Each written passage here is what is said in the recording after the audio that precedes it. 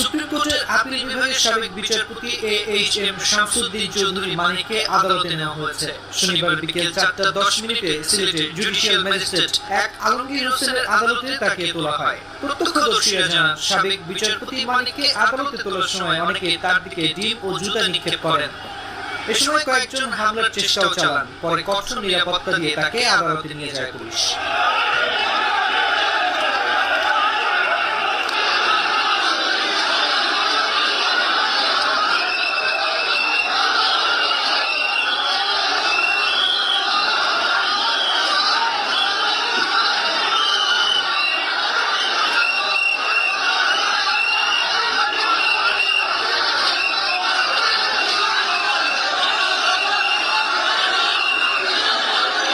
এর আগে শুক্রবার রাতে অবৈধভাবে সিলেটের কানাইঘাট উপজেলার দনা সীমান্ত দিয়ে ভারত